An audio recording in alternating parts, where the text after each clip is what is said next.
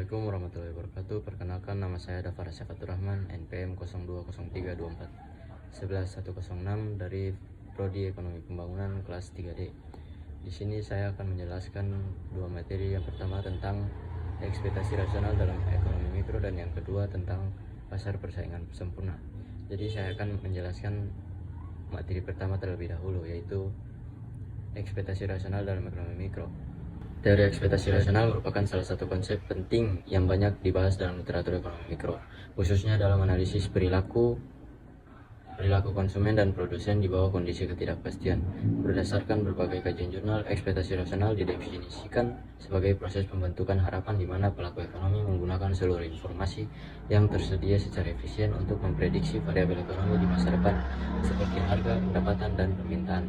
Hasil-hasil penelitian menunjukkan bahwa penerapan ekspektasi rasional sangat relevan dalam pengambilan keputusan mikroekonomi, terutama pada keputusan konsumsi, tabungan, investasi, dan penentuan output perusahaan.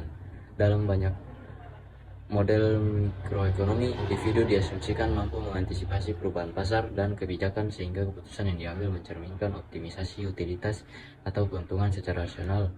Hal ini mendukung pandangan bahwa pasar cenderung bergerak menuju keseimbangan yang efisien. Beberapa jurnal juga menekankan peran ekspektasi rasional dalam analisis pasar keuangan dan pasar-pasar berjangka. Temuan penelitian menunjukkan bahwa harga aset umumnya mencerminkan informasi yang tersedia, sehingga peluang untuk memperoleh keuntungan abnormal menjadi terbatas. Kondisi ini memperkuat asumsi efisiensi pasar dalam kerangka mikroekonomi neoklasik. Baik, kita lanjut ke materi kedua, yaitu tentang pasar persaingan sempurna. Pasar persaingan sempurna merupakan salah satu bentuk struktur pasar yang ditandai oleh banyaknya jumlah penjual dan pembeli, sehingga tidak ada satupun pelaku pasar yang mampu mengaruhi harga. Harga ditentukan sepenuhnya oleh mekanisme pasar melalui interaksi permintaan dan penawaran. Setiap perusahaan dalam pasar ini bertindak sebagai price taker, yaitu hanya menerima harga yang telah terbentuk di pasar tanpa dapat menaikkan atau menurunkannya. Ciri utama pasar persaingan sempurna antara lain produk yang diperdagangkan bersifat homogen, informasi pasar bersifat sempurna, serta adanya kebebasan bagi perusahaan untuk masuk dan keluar dari pasar.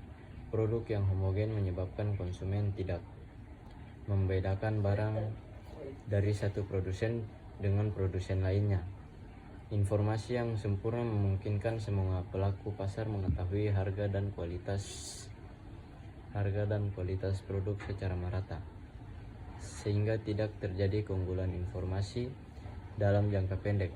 Perusahaan pada pasar persaingan sempurna dapat memperoleh laba, mengalami kerugian, atau mencapai titik impas, tergantung pada hubungan antara harga pasar dengan biaya produksi rata-rata. Perusahaan akan memaksimalkan keuntungan pada tingkat produksi di mana biaya marginal sama dengan penerimaan marginal, atau MC sama dengan MR, dan penerimaan marginal sama dengan harga pasar. Jika harga lebih tinggi dari biaya rata-rata, perusahaan memperoleh laba. Jika harga lebih rendah, perusahaan mengalami kerugian.